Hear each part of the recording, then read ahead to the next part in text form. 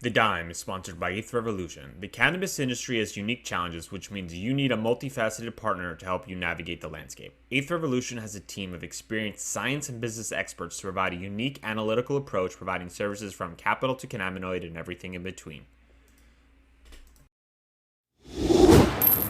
This is The Dime. Dive into the cannabis and hemp industry through trends, insights, predictions, and tangents.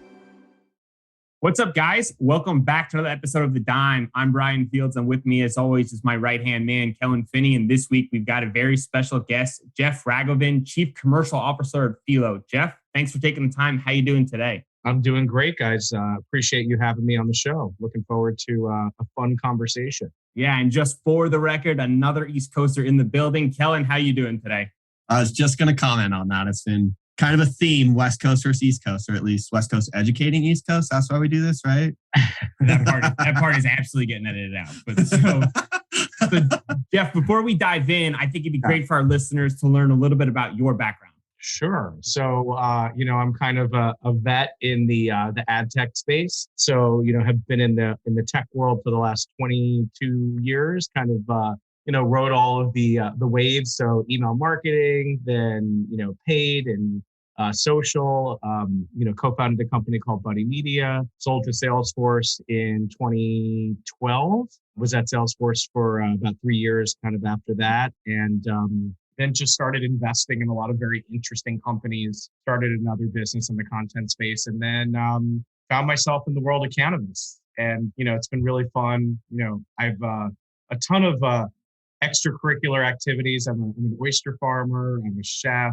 I love to fish. I grow a lot of stuff, including cannabis. So, keep my life very busy lately. And so, I've been in the cannabis world now for the last few years, and it's been pretty awesome and exciting. And I'm glad you shared that, because your successful track record speaks for itself. And I don't want to understate what your accomplishments are. So I guess my first question to you is, after your successful exit to Salesforce, why cannabis?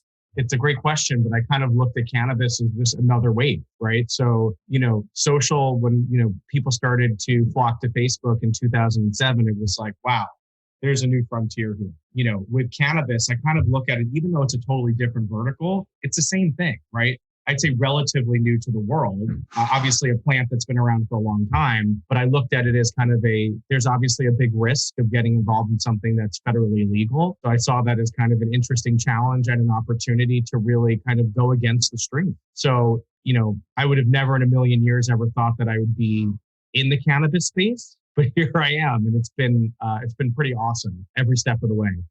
So I want to kind of go back to when you first dove into cannabis. Take us into the conversation with Chad Brownstein, the founder. What was his pitch? And if it wasn't Filo, would it be another company in cannabis that you would have aligned with?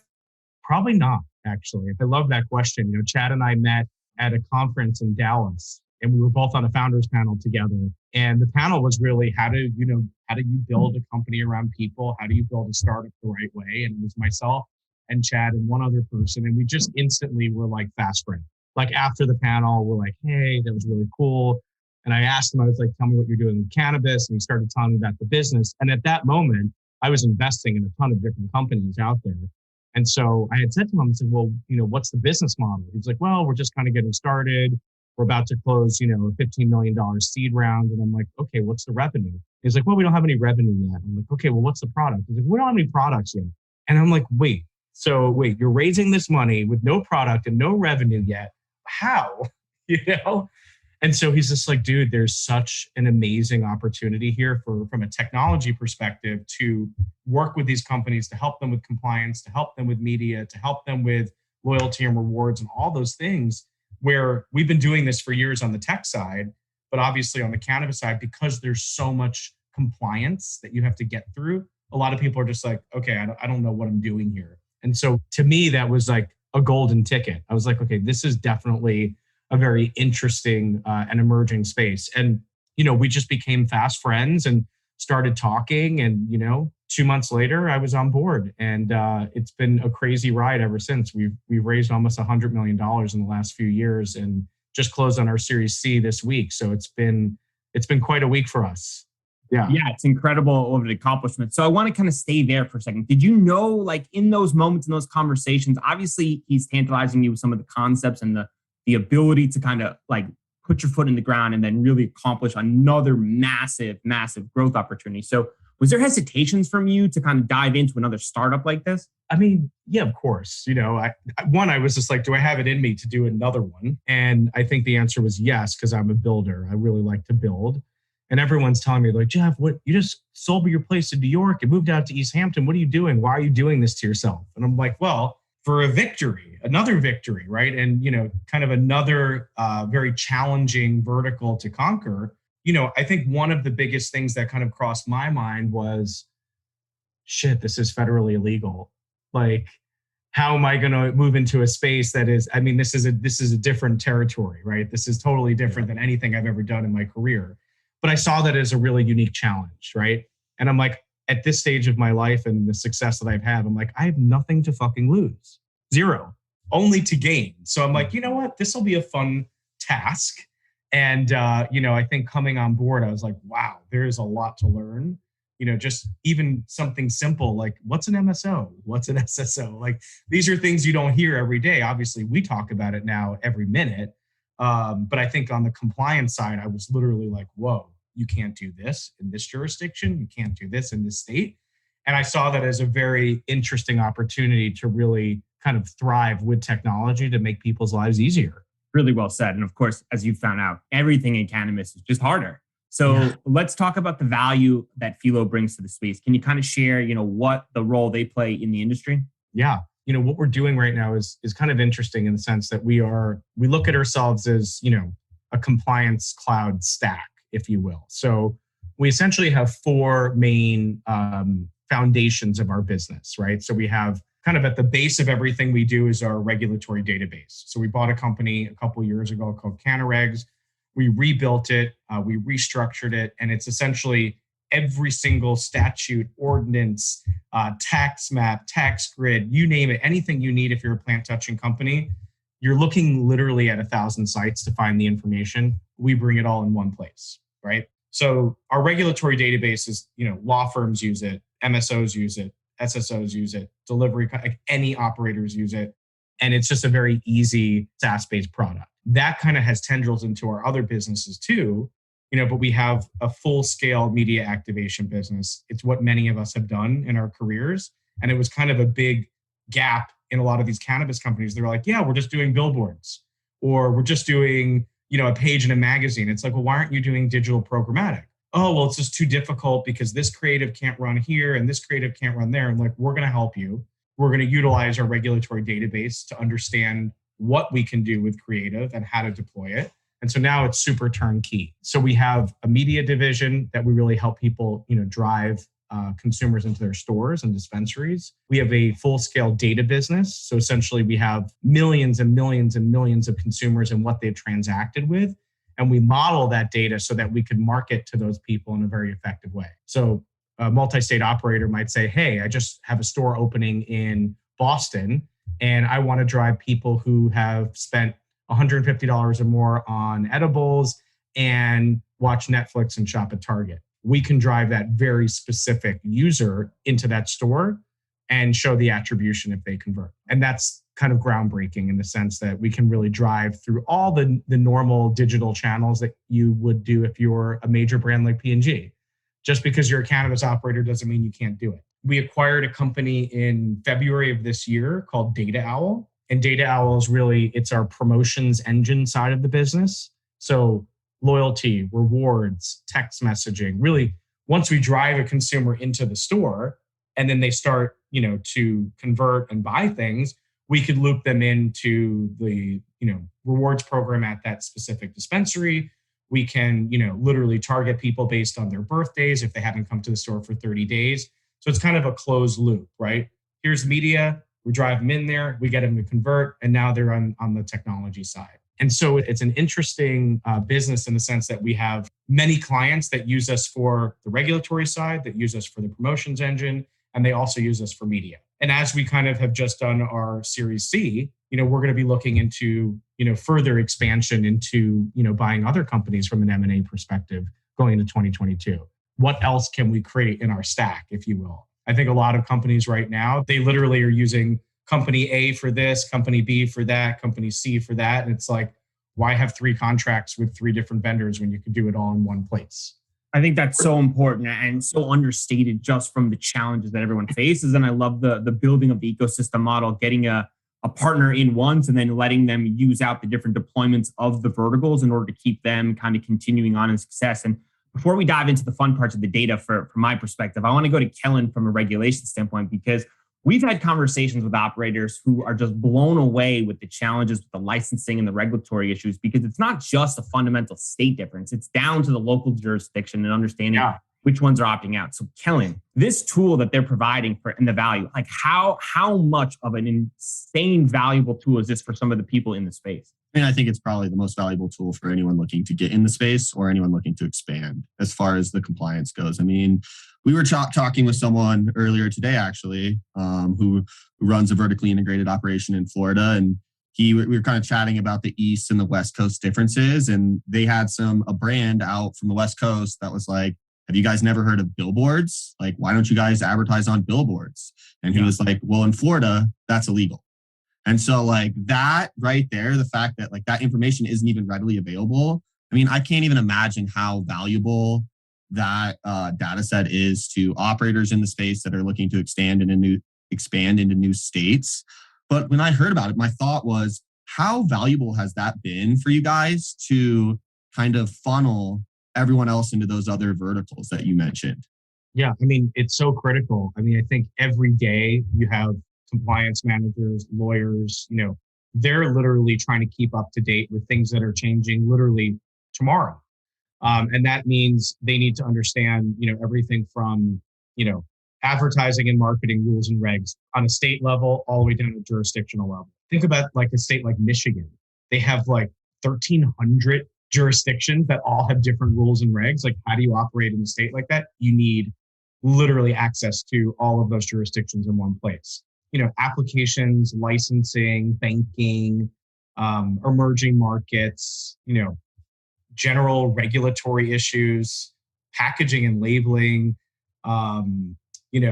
prohibitions, production, social equity. I mean, there's so many categories that you have to stay abreast on.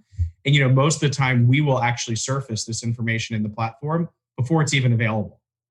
So people are like, how did you know about that? Well, we have built technology that finds these, pieces of information, indexes it. And sometimes we even have an analyst that has to pick up a phone and call, right? Because it's not available for the public yet. We have so much data in the platform itself. Even my team is using it for commercial. So, if somebody gets a license, our platform's picking it up. And so they'll call and say, hey, did you know that there's 2 other licenses available, in the town next door or 3 towns away? And they're like, who are you and how did you get my information? And we're like, that's incredible. We used our platform to uncover it, and you too could be using it as well. So, I mean, I think from just like a research perspective, even if you have a competitor that's kind of emerging in your market, you want to know what they're doing. Did they get real estate in the same, jurisdiction? Are they applying for a certain permit? That's all in the platform. It's really powerful. Is it global yet, or is it just focused on the U.S. markets? Yeah. So right now it's only in the U.S. just because even the U.S. to cover all of the states is daunting. But we have plans to bring this to Canada, in Europe, as things are really starting to accelerate now. But right now we're really kind of uber focused on the U.S. Today. Rightfully so. Competitive intelligence as well, though, like from a comparative standpoint, obviously the MSOs are all competing for massive growth, and sometimes they're strategic positioning themselves in different spots, specifically here maybe in the East Coast, because from a competitive intelligence standpoint, that's got to be so valuable for them to have actionable information. Oh, it's massive. I mean, the great thing about the platform is that it's completely customizable. So no single person is using it the same way. We have all these really cool dashboards that you set up, and you can create your own queries. So I might say, hey, tell me when MSO X ever comes up in a search, and that will ping me through email and saying, hey, Jeff, so-and-so just applied for a license, or so-and-so is opening up a new store, or so-and-so just filed for this permit or application. And so that gives me a very unfair advantage, to really kind of act quickly before something that might impact my business does. I would say the full customization aspect of the platform is really powerful for a lot of people. Do you guys have analysts that also kind of provide some reason to the rhyme as well? And if you're just an operator that's just looking at all of this information, can they pick up a phone and be like, hey, Jeff, why do you think that MSO X is now buying land in Kansas? You know what I mean? We don't offer that just because our phone would be ringing off the top. And we do want to, look at ourselves as a technology company. We have a very large team of analysts that is actually working in the platform where they're actually creating briefs. So something comes in through the tech, it indexes it, it kind of organizes it. And then the analyst is like, okay, I'm going to create a summary here. So lawyer X at this company doesn't have to read 500 pages. I'm going to give them a quick kind of excerpt. And if they want to continue reading on, they can. The analysts are also in there to make sure everything is sorted correctly and there's no issues or errors. The technology itself is really doing the legwork, and then the analysts are really making it just easier to read, because some of these pages are like, some permit processes are 150, 200 pages long. Like, who has the time, to read through everything? So it's kind of, it's interesting. I think for us, we've seen the cannabis world itself has really kind of, for this platform has been amazing. So we're in the process right now of actually launching 5 new verticals going into 2022. So everything from short-term rentals to cryptocurrency to micro-mobility. We know that other highly regulated industries are also going to need something like this at their fingertips. How in real time is the information updated? Is it kind of almost up to the minute? Is there like a lag 15-minute period? Is there some sort of estimate that goes into that? Yeah, we have basically the technology goes out and literally finds information on where everything is housed every single day. So it's not pinging like every 2 seconds. Sure. It's pinging multiple times a day and pulling that information in. So generally, let's just say there was a meeting that just, got set up for next Thursday and it literally just went live. We'll bring that in. Somebody will get an alert right at that moment saying, hey, there's a new meeting for Riverhead on a possible use case for recreational consumption. Everything has alerts tied into it so that the user doesn't have to constantly log into the platform and look. Sends them an email first, and then there's a direct link that brings them into the platform for ease of use. Beautiful. This is something that's really relevant for you. We've sent it to you. If you want to continue on the evaluation, come back to the platform. It's a perfect way to continue the cycle of the use. Exactly. And listen, we're really I'd say we're saving people so much time. I think that's like understated too. Kellen one time sent me a government document and I asked him a question. He's like, it's somewhere in here. And it was 212 pages. And I was like, this will take me forever to find maybe one sentence. So just understanding that concept would save me a forever amount of time. And I couldn't when you say saving time, it's almost understating how much time it's actually saving. Like I went to go do some preliminary background research for an individual who's interested in the Florida market. And I was just naively I'll just go read the applications from all these 13 companies, right? And I started downloading some of them and it was the application was 800 pages. And I was like, I'm going to read the application and then I have to go read the regulations that they drafted this application to meet. I was like, whoa, I think this is a little more complicated than just one guy setting off on this mission. Yeah, I think too, one of the other things, guys, that's so kind of critical is that because this space is rapidly changing so much and, you have more states that are coming on board, more jurisdictions that are taking part. I think in a single month alone, and we did some of this analysis, but, there's hundreds of guidance documents that come out. There's 40 policy changes, 2 executive orders, 3 ballot measures, 17 enforcement actions. This happens every month, right? And then there's 300 legislative updates. In order for you to keep track of that, you really got to make sure that you have, access and you have a pulse on where that information is. Otherwise, I can't imagine having to do the research to find it just because there's so many, municipalities and there's so many different, government sites. You need to hire a full-time person just to look, Yeah.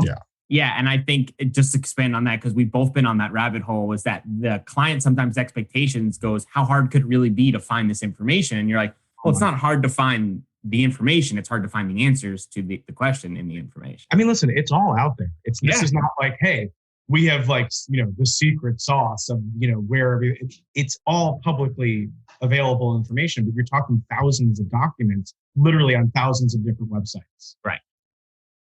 Do you guys, if you query that, do you guys then download that information and keep it in your own data warehouse. So I was just going to tell you guys that too. Sometimes things are removed.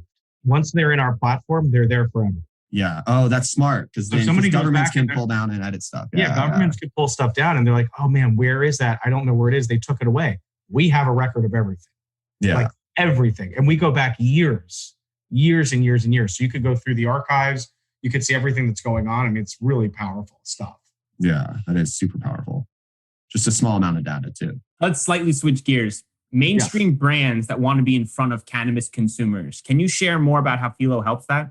Yeah. So basically what we're doing on the data side is, obviously through our acquisition of Data Owl and various partners, we have access to a ton of data, all transaction data across, different products, different states, different genders. So if you think about it just from a segment perspective, let's just say someone's like, hey, we have a new CBD product that we're looking to launch. We want consumers who have purchased CBD in the past because they're educated. I'm sure you guys know this, but like CBD products through the Farm Bill being, everywhere, you could buy it in the gas station. You could buy it, at your local convenience store.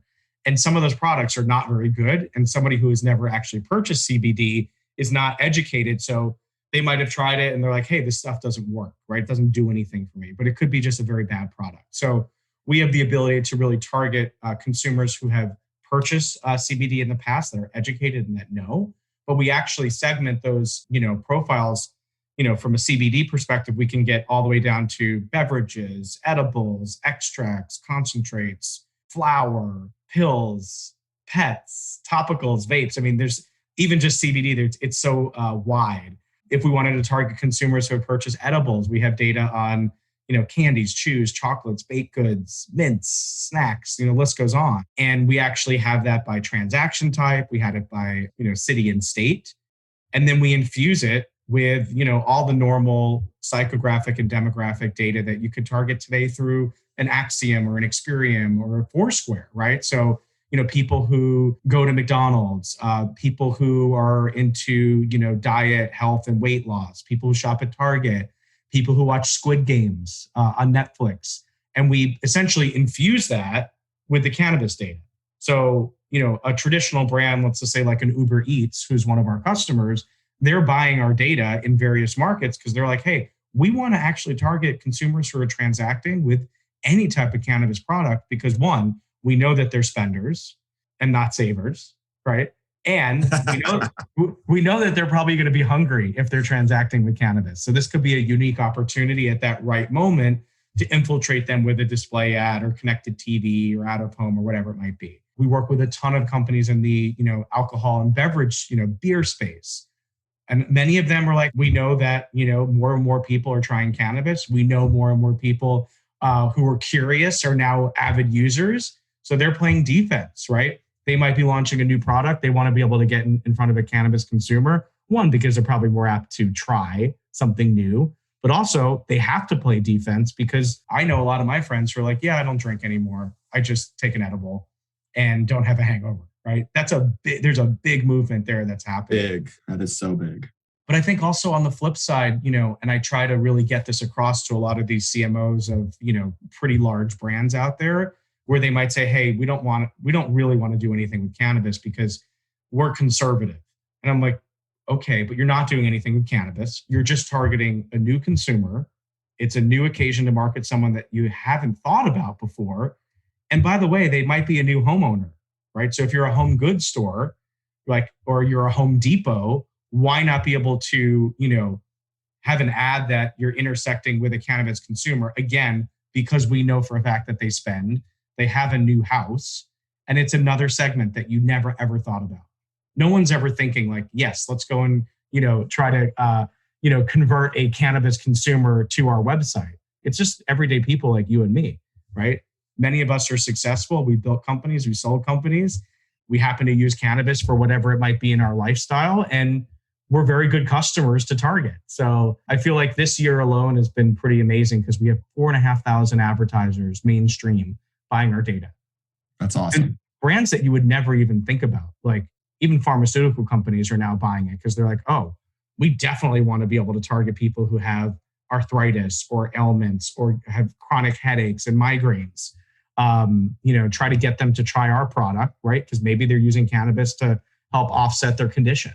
Yeah. So it's an interesting time. All the QSRs, they're loving it. And they're smart, right? As they should. When you say QSRs, just explain for our listeners. Oh, QSR is like quick serve restaurants. Like, so just think about like all the fast food places. They're like, yep, that's our consumer. And we're going to target them. And it's working really well. I don't want it to go understated that you used the word infused there. I thought it was perfectly implemented inside. So my question would be, so just make sure I understand correctly. If someone is searching for sleep products, right, then they can be targeted with, let's say, an educational campaign based on CBN and then correlated back to, let's say, more CBN-based products to help with sleeping. And then pharmaceutical-based companies or Johnson & Johnson-based companies can then use programmatic advertising in order to be in front of them continually with competitive products. Is that how you... Yeah, so I think CBN is a perfect one, right? Obviously, I'm using a number of products right now that have CBN because I cannot sleep. I never could sleep. I think it's just my brain is always going and, we work 24/7. So I definitely, am using those type of products. But, based on that transaction data, like maybe Santa Fe wants to target me with an ad for Ambien, right? Yep. Now, obviously, from my own personal standpoint, I'm trying to not take any type of prescription medications at all. And that's why I focus on plant-based medicine. But for a lot of other people, they might be like, hey, that works, I'll try it. So it's a great category for so many different reasons. It's not like, hey, it only works for food and beverage, or hey, it only works for convenience stores, or hey, it only works for alcohol. Like, it works really for everything. It's fun. Can you see trends in markets by location for, let's say, search history on certain cannabinoids that are rising in popularity? We do have search data for sure. I think where we're really trying to focus our efforts is strictly on the transaction, right? Because we know that they've already converted. We know that they've already purchased. So less about, say, intent and more about, we know this. Actually, right? Driving decision. Exactly. Yeah. And action, quantifying actions. Exactly. So, I think also on the fitness side, that's probably one of the biggest rising categories. We recently did a pretty large campaign with City Row. Super interesting company. They're kind of, pretty much like the next Peloton, but for indoor rowing. So they have... I've seen that. Yeah. They have studios and then they have an at-home rower, really beautiful screen. I'm also an investor in the company for years now. With them, I was just like, hey, this is a really good opportunity for you guys to really target people who we know are converting on the CBD side because they're taking CBD for muscle recovery, for holistic health healing. And so the goal of that is really to drive conversions with at-home rowers. And we saw a huge lift there. And so there's just so many other sports related companies. Think about golf. Golf is a huge, huge category, not just for people who might be smoking a doobie on the course, but also people are taking it for arthritis, for muscle recovery. There's so many golfers now who are behind a CBD brand, right? Yeah. They're putting their name on it because they're like, yeah, this is good for you. It's good for your body. It's good for your joints. So it's like cannabis is infused into everything we do now, which is just, I feel like the last year we've just seen so much, critical attention to it, which has been great for our business too. I'm sure. And the more data you have, the way you can make better decisions. And I think the way you've kind of structured the core concepts allows for not only people inside the space to make valuable decisions, but also outside, which is only just helping individuals as a whole all move forward. Yeah. I think even, by the way, we didn't talk about it, but the entertainment category is huge, right? So like people who are streaming, they're looking to like watch movies on, the weekends and hang out. And a lot of them also like happen to, recreationally use cannabis because it enhances their experience, or gamers even, right? Huge. It's a huge category. Huge category. Right. And I think, I was recently talking with Pepsi Mountain Dew, and they just launched a completely new product called, I think it's Rise. I think that's the name of it, but they're focused all on gamers, right? 100%. They happen to also smoke a lot of cannabis. They do. I might just dispel that myth. I don't think cannabis helps your gaming. Maybe that's just me personally, but I have not found that to be a performance enhancer for me. Yeah. Listen, that all these studies are saying it is. Probably not for me either. I've tried for years. Yeah. I don't listen. With cannabis does not give me any performance enhancement whatsoever. Like Same. A lot of people are like, oh, it makes me more creative and I could write. Not for me. I go to sleep. Doesn't matter if whatever the strain is, if it's indica or sativa, I go to sleep. Period. I think it's the way my body is, just the way that it metabolizes cannabis, like I use it for sleep and that's pretty much it.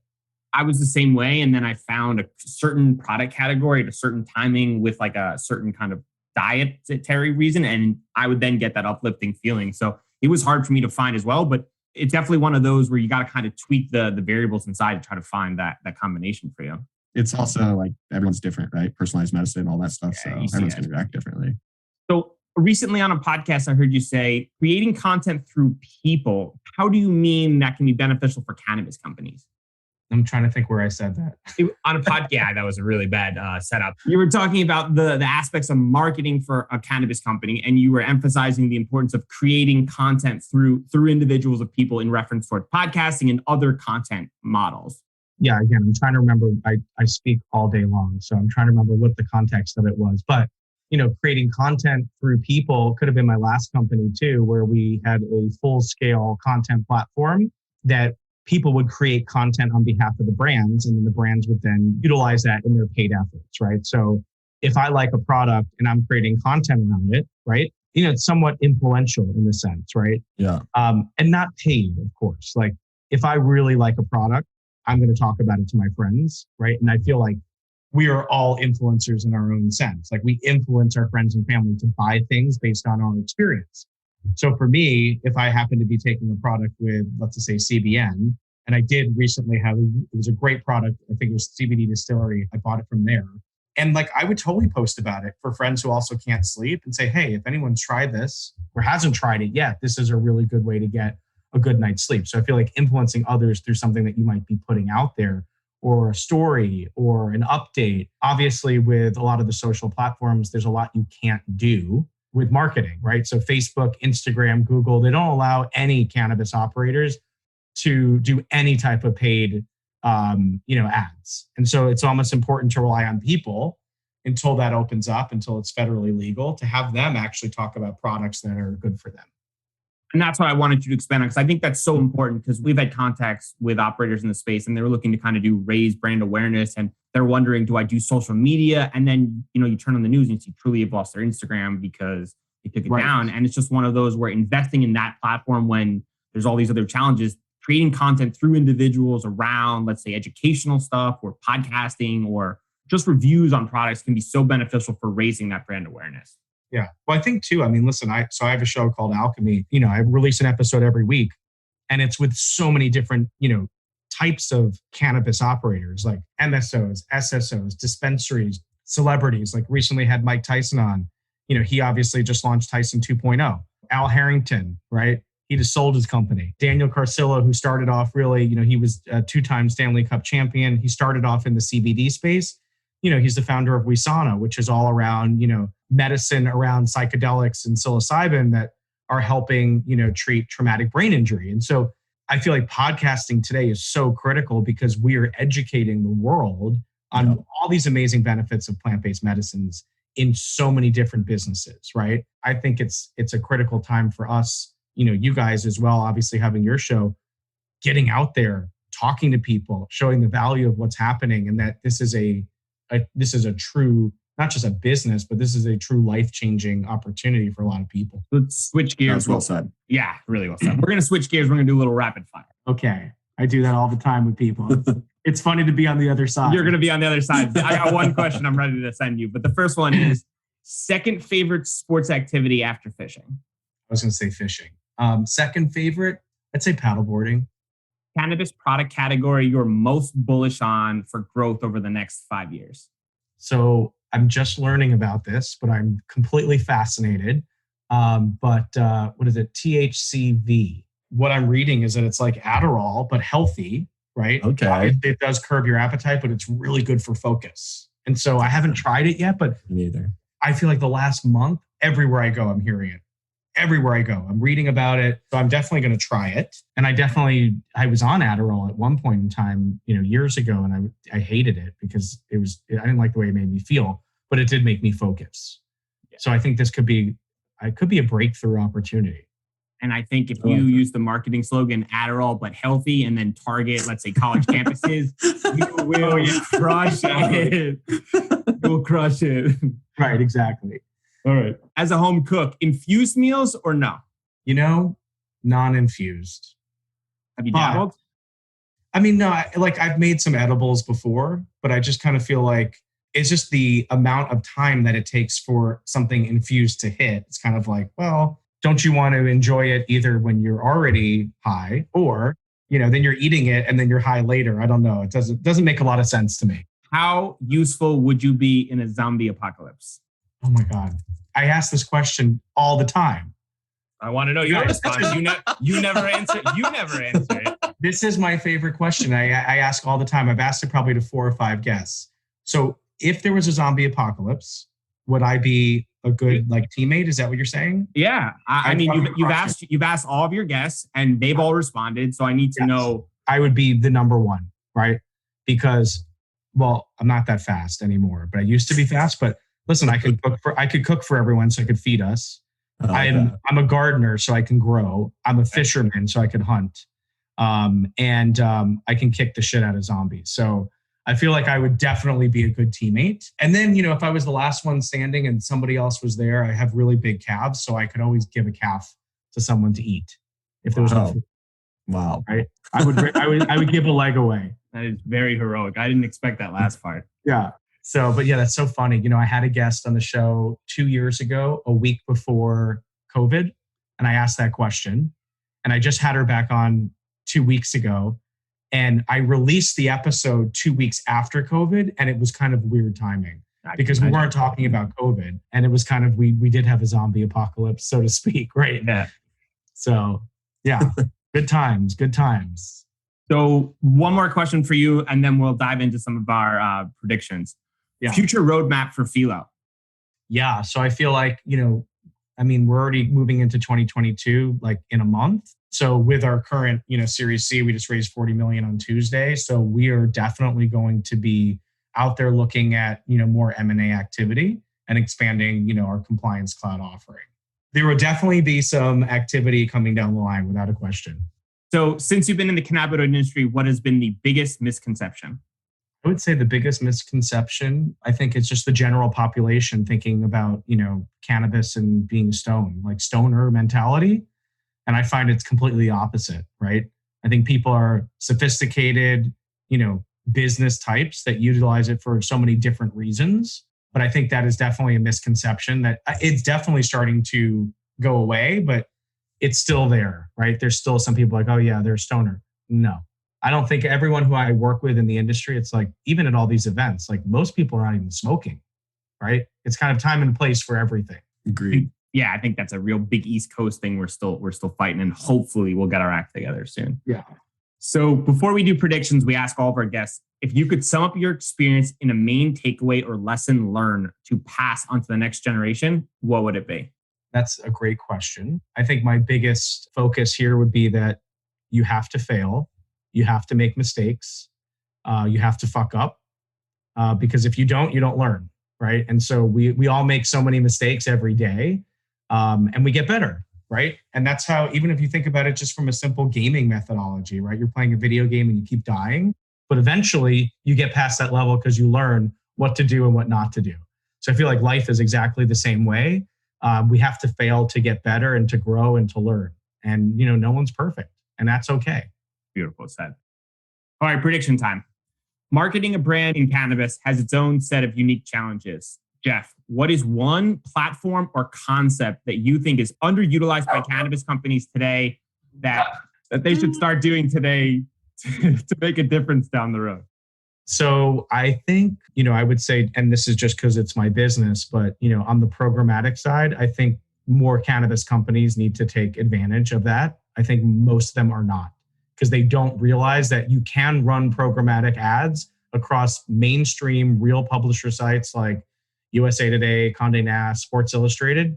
I think that's something that people really need to dig their heels into, because you have the ability to target very specific consumers wherever they hang out instead of wasting ad dollars on people that have never converted before.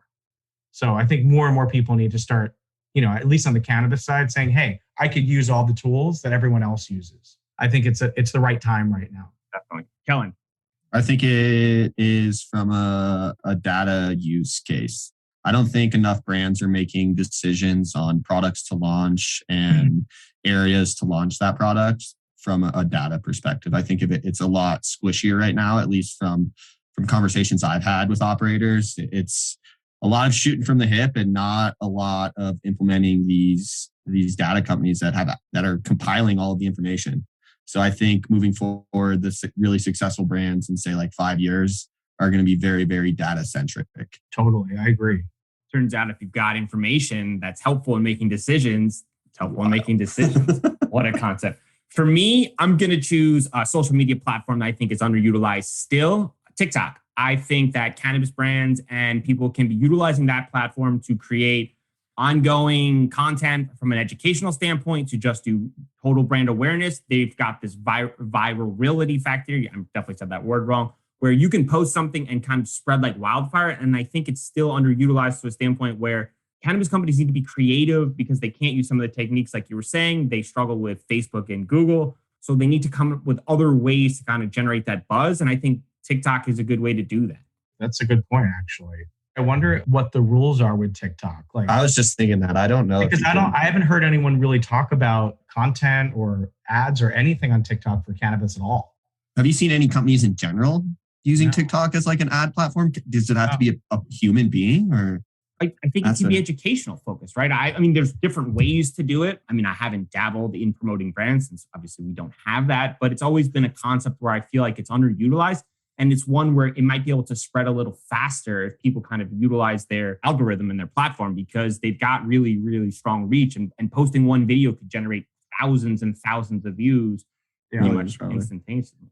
I mean, TikTok, geez, that's another one that's just exploded. I mean, I was very much like, I'm not going to be on TikTok and I'm not going to waste any time there. And now I find myself when I get up in the morning and it's 5 a.m. and I'm still in bed, I'm scrolling. Like, it is the most entertaining, easy, mindless experience. And it's crazy because those algorithms really know what you like. Right. And so it really starts showing you stuff that it's like, whoa, how did they know that? How did they know I want to see dog content? Right. It's crazy. And they progress with you, right? As your interests change and your ideas change, they progress with you. And you're like, this is really wild. They know everything about me. It shows me, like, TikTok shows me everything around food, cooking, dogs, fishing. I'm like, this is nuts. Yeah. They know too much about me. Yeah. They're like, Jeff, this, you want this, Jeff. And you're like, I absolutely do want this. Thank you so much. So Jeff, for those that want to get in touch, they want to learn more, where can they find you? I'm easily findable everywhere, but I would say email is probably the best route. It's just jeff@Fyllo.com. And the podcast name? Podcast is called Alchemy, the Alchemy Podcast. Awesome. Thank you so much for taking the time, Jeff. This was fun. Awesome, guys. It was great to be on the show, and thanks for having me. Thank you.